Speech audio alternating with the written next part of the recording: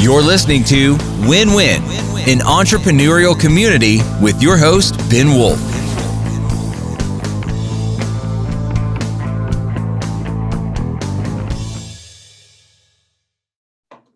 And welcome to Win-Win, an entrepreneurial community. As always, I am Ben Wolf, your host. I'm joined today by my guest who is going to teach us how to master the art of delegation. Our guest today is the founder and CEO of Delegate Solutions, which is a virtual assistance company. And you can learn more about her and her company at delegatesolutions.com. And I give you Emily Morgan. Welcome, Emily. Thank you, Ben. Great to see you. Great to see you too, and thanks for joining us. I guess if you could start off, if you don't mind, talking about like a quick 2-minute history on how you got to be doing what you're doing now. This kind of obsession or expertise on the art of delegation. I guess how'd you get from here to there on that? Yeah, so before starting my company, I was doing the work. So I was an executive assistant at University of Pennsylvania, working and supporting some deans and a graduate program. And then I moved over and became like more of a project manager at a clinical research company. So my whole professional background leading up to starting the business was in executive level support. And around that time, I had my son, and I was really resistant to the idea of commuting in and out of Philadelphia to have to take care of a baby at the same time. So I learned about the virtual assistant industry. This was 14 and a half years ago. So it's still pretty new at that time. And for the beginning part of my business, like I was the virtual assistant. I was supporting clients and figuring out how to do the work myself. And then over time, it really started to be, there was more demand than what I could personally do.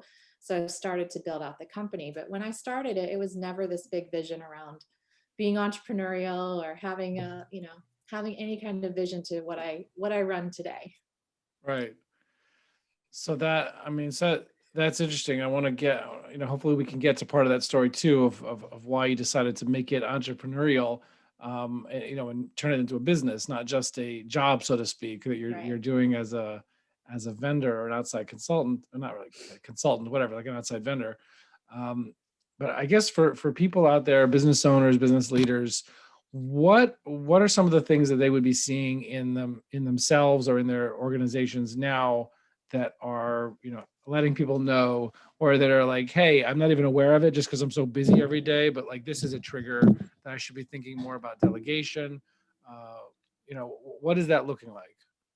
Yeah, I mean, we hear we work exclusively with entrepreneurs. So the excuses that we typically hear are, it's easier to do it myself than explain it, or my work's too complicated, or I've tried before and it got screwed up. And what happens is over time, you start to develop scar tissue around delegation, and you start to think that you're not good at delegation, or this is just too hard. But eventually you hit a ceiling of time. And I've been saying a lot lately, I think that delegation is an energy management system. And it's all about, as entrepreneurs, preserving our energy so that we can really focus on where we're going to have the most impact. Right. And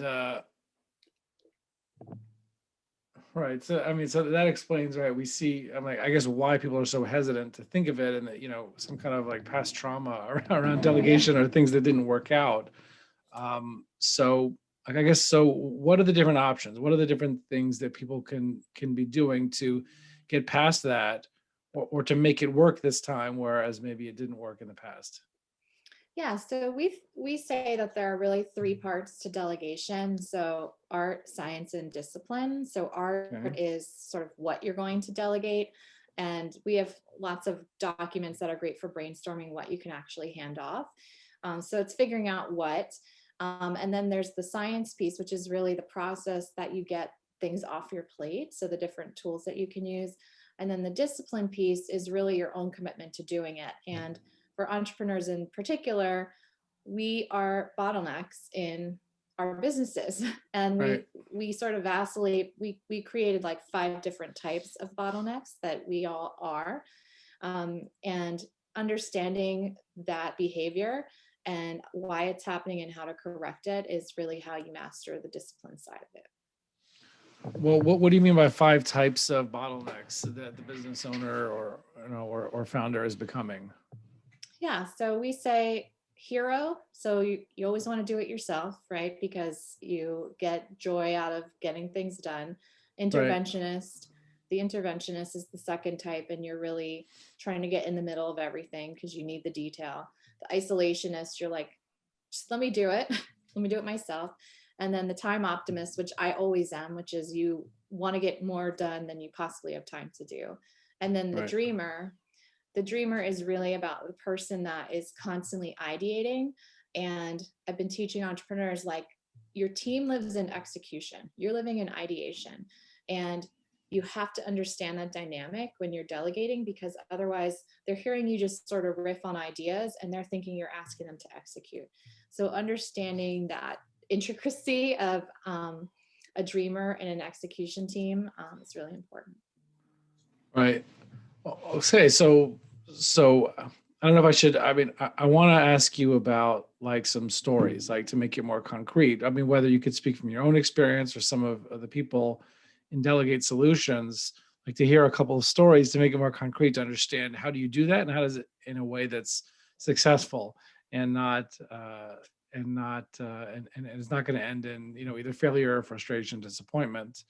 Because it's one thing, but I also want to ask you about, you know, even just on a more conceptual level, how do you, okay, so like that's great, like a high level, you know, okay, I'd like to delegate or I'd like to try it again, but how do I do that successfully?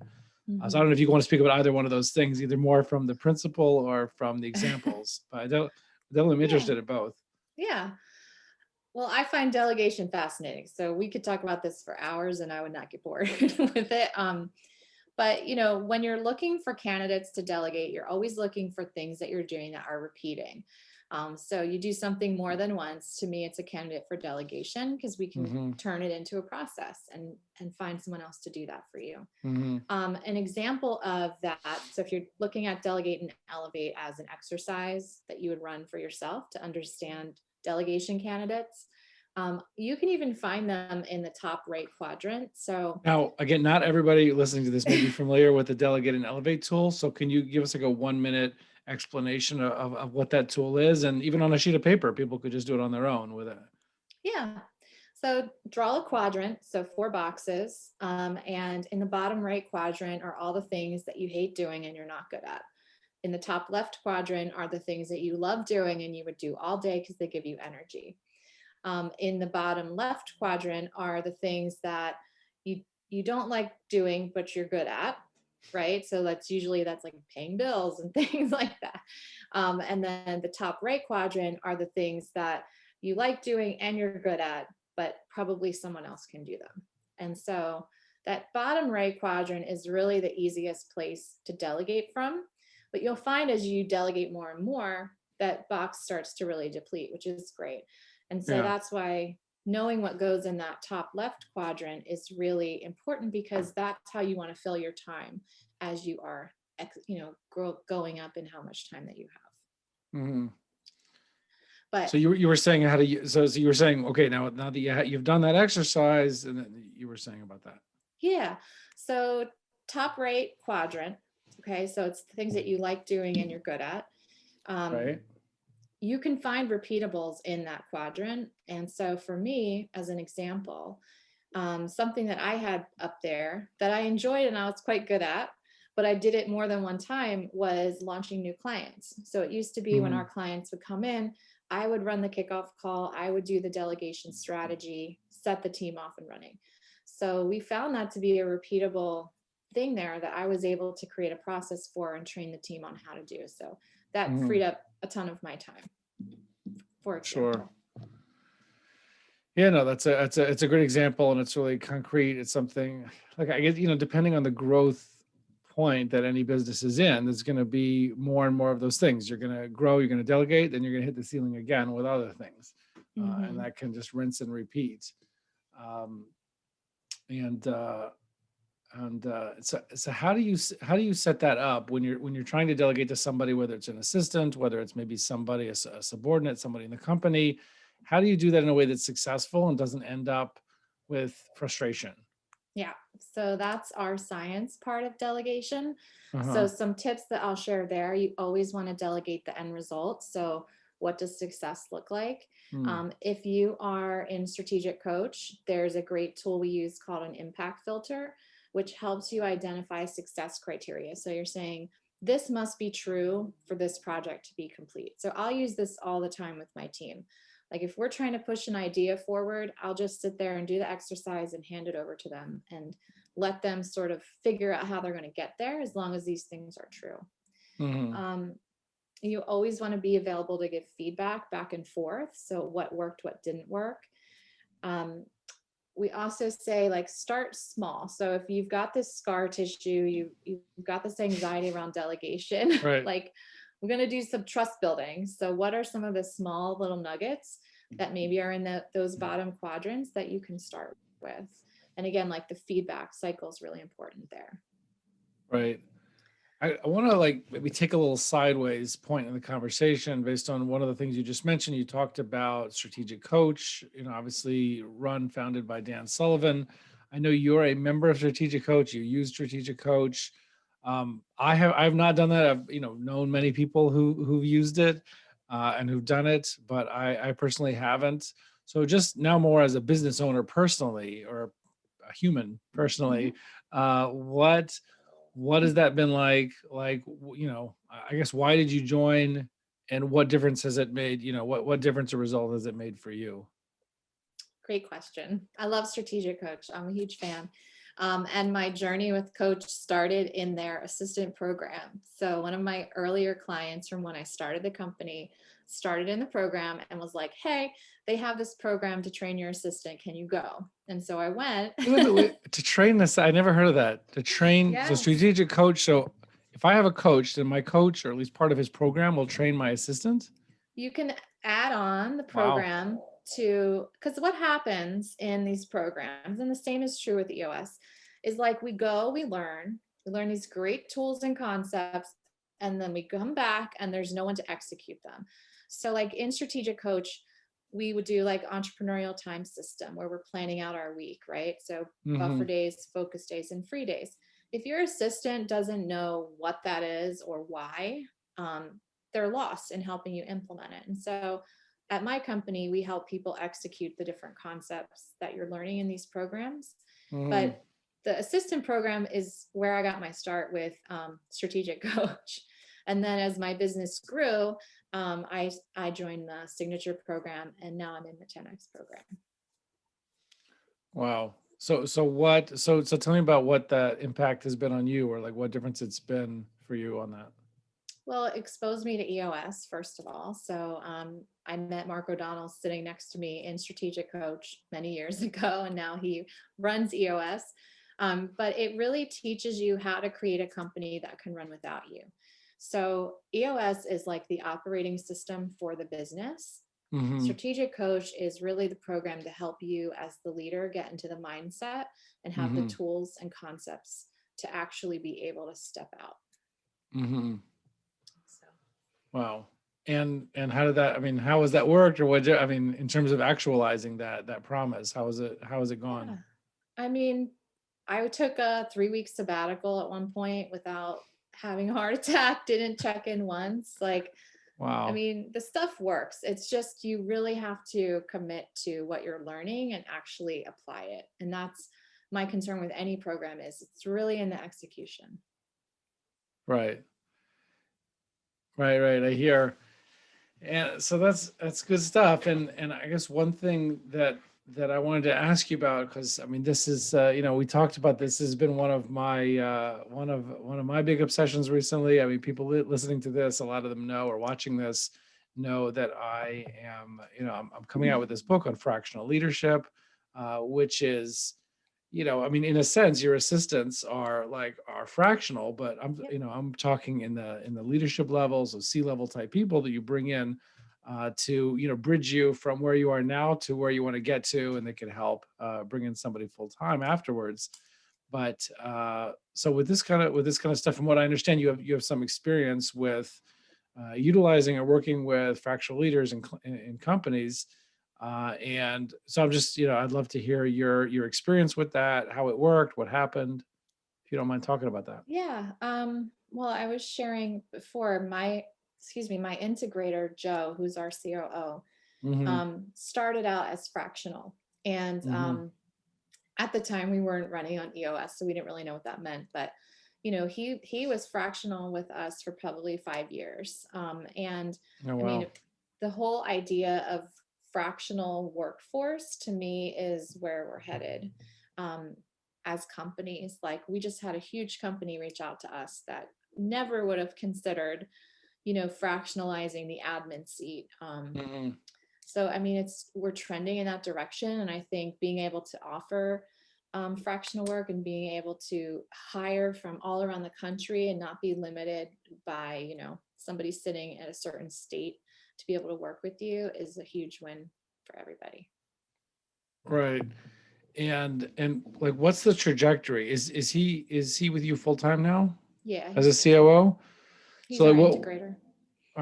But you say he was fractional for 5 years, and I guess what were you able to do because you had him? What were you able to do because you had that tool available to you? I guess that maybe if you couldn't have had fractional C-level leadership, I don't know, what would that have looked like? I mean, what's the difference? Well, I think for me, it was about being able to step out more in the company, knowing that I had someone there to run the daily operations from that perspective. And I mean, we wouldn't have been able to afford a full-time COO at that point anyway. So, Mm-hmm. um, but yeah, I think, that we work with fractional marketing agencies, we work with a fractional CFO, like the whole model of how I run the You're saying business. internally in your own company. Yep. Mm-hmm. And they're all virtual. Like on our side, we're a virtual company. Everyone we work with is virtual in terms of our fractional resources. But yeah, I mean, fractional marketing, fractional CFO. Um, our team works fractionally with clients. So it's like pretty much my whole business model as well. Right.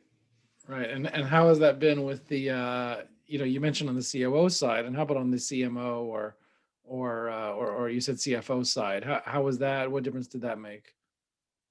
Yeah, I think I'm definitely now in the headspace of working in 90-day sprints and like Okay. having that really clear vision of where we're going across the year. But it creates this flexibility as you're scaling to like shift focus, but still have like a level of ownership over general direction of where things are going. So like our marketing team is making suggestions and then we're able to go to them and say, hey, we're thinking about doing this. What do you suggest? And it's just a more, it's less of a commitment to us financially to work that way, but we're still getting value because we're still getting stuff done. And like we tend to think of it as we're at our level of sophistication in this area.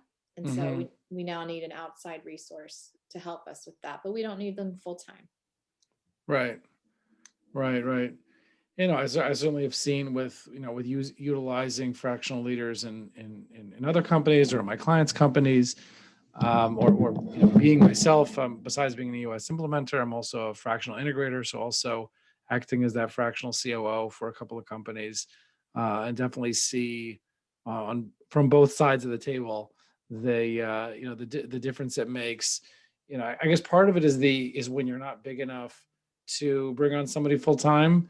And I guess same thing like with an assistant. You can't hire them full time. You do fractionally, but even at the C level, you're not big enough to do something full time. But there's also an element that I've really seen with a lot of places where you're also not ready for the commitment yet, Right. or it's going to take too long to ramp up with somebody full time. So it's kind of a way of easing into it. I mean, in either case, it's ultimately with the goal of scaling big enough and ready enough that you can have somebody fully focused on the organization internally, and then really let go. But Yeah, I mean, you're creating like pliability in the business also working in this way, by not overcommitting to resources and letting it grow as the business grows. right, that makes a lot of sense. Anything I didn't ask about on delegation that I should backfill my understanding on any of this, or people out there listening on any of that? I mean, of course, people can go to delegatesolutions.com. You've got some great resources there. a lot of other podcasts and interviews and resources available. But just anything else that comes to mind? Yeah, there's one more thing. Excuse me. I think we need to commit to the boring stuff, because the boring stuff makes up a huge part of our business. It's the backbone of our business, and like avoiding it because you don't like it or it doesn't energize you doesn't change the fact that it needs to run like a champ back there while you're out doing the things that you love. And so, Right. Coming together and really just having a commitment to using the backstage experience to create excellence and a great experience for clients, I think is really important. Right. Yeah, it makes total sense. I know I'm using my assistants. I think since June, I've gotten busy enough and it's a tremendous help. I mean, it's hopefully I'll continue growing in my utilization of that and being a better delegator myself. But definitely appreciate everything you shared, and obviously it makes a difference in the quality of life in people. To be able to delegate more effectively and not be afraid of it, or do it in a way that that's going to work out well. So I appreciate it. We had a client share recently that we'll work with clients 1 to 2 hours a day on support, but he actually shared that he felt like it freed up thousands of hours for him because of the mental junk that comes with like avoiding this stuff and like the noise it creates in your head, because you're like, I hate dealing with this. So there's people out there that love dealing with this type of stuff. So, it really can add more value than just, minute for minute, I would add. Right. No, that's a very very fair point. Just to take that stuff out of your head, there's just a certain amount of bandwidth of just having more things on your head, beyond the minutes, which is a great point. So look, I really, really appreciate you coming on and sharing all of this. And it's been a great conversation. And obviously people, like I said, reach out to Emily Morgan or her team at delegatesolutions.com, or check out the website. And you can learn more there, or get a virtual assistant if that's needed. And appreciate you coming on. Thank you. Thank you, Ben. My pleasure. And see everybody else on the other side. Thank you. You're listening to Win-Win, an entrepreneurial community with your host, Ben Wolf.